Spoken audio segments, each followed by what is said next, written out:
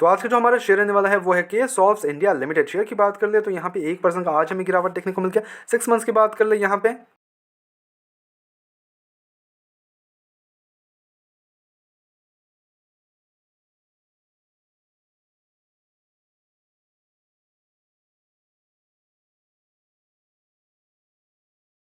चला गया था, वहां से शेयर जो गिरा है, जो क्रैश हुआ है इस लेवल्स पे 200 के लेवल्स पे चल रहा है, लिटरली 41% तक अभी गिर चुका है। अपने ऊपरी लेवल से तो मैं क्या ही बताऊं, मतलब 1000 के लेवल से तो क्या ही गिर चुका है शेयर।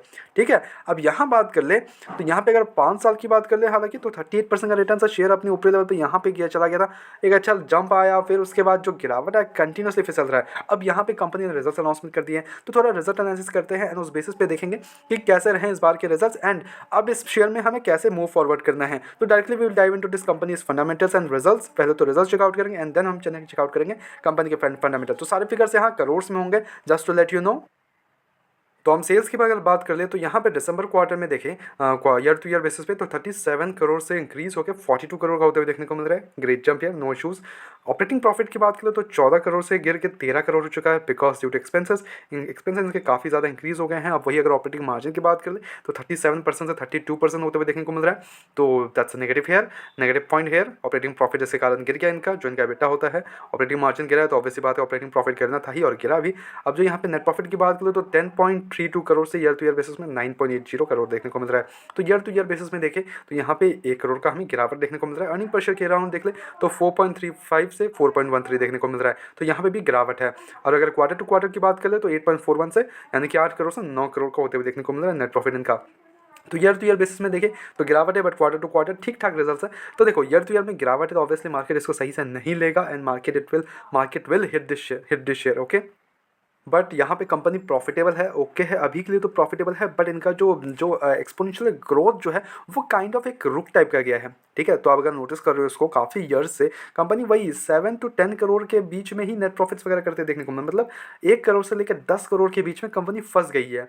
उसको जब बाहर करेगा तब जाके हमें एक अच्छा ग्रोथ देखने को मिल सकता है। अदरवाइज यही 5-6 करोड़ 8 करोड़ 10 करोड़ यही ग्रोथ ही एक्सपोनेंशियल, वो ग्रोथ पर्सपेक्टिव ही नहीं है कंपनी पे। ठीक है, तो ये कंसर्निंग फैक्टर है इस कंपनी पे। अगर आप इन्वेस्टेड हो तो आपको पता रहेगा। देखो अब रिजल्ट्स की बात कर ले, आप अगर चेकआउट करोगे तो इसके अगर कुछ ईयर्स के पहले भी देखोगे तो 6 करोड़ से लेके अभी तक ये 10 करोड़ का हाईएस्ट किया हुआ है, उसके ऊपर अभी तक पहुंची नहीं है कंपनी। अगर 10 करोड़ से ऊपर अगर क्रॉस करती है कभी किसी दिन, like 15-20 crore, that can be A positive results for this company. ठीक है, तो मैं उसको पॉजिटिव मानूंगा। अभी के लिए तो इस कंपनी में मेरा ऐसा कुछ भी सजेशंस नहीं है। अगर आप ऑलरेडी इन्वेस्टेड हो, आई नो कि काफ़ी ज़्यादा लॉस में होंगे, तो इस लेवल से बेच के भी कोई फ़ायदा नहीं है। अभी तो कंपनी प्रॉफिटेबल है, ठीक है, you can set, but if you can like आप अगर थोड़ा सा प्रॉफिट ये लॉसेस वगैरह झेल सकते हो तो आई वुड सजेस्ट कि काफ़ी सारे कंपनीज अवेलेबल हैं जो कि अभी सस्ते पे मिल रही है, तो you can go on that direction as well. ठीक है, अब इस कंपनी थोड़ा फंडामेंटल्स भी हम चेकआउट कर लें तो यहाँ पे 676 करोड़ का इनका मार्केट कैप है, which is like very small company.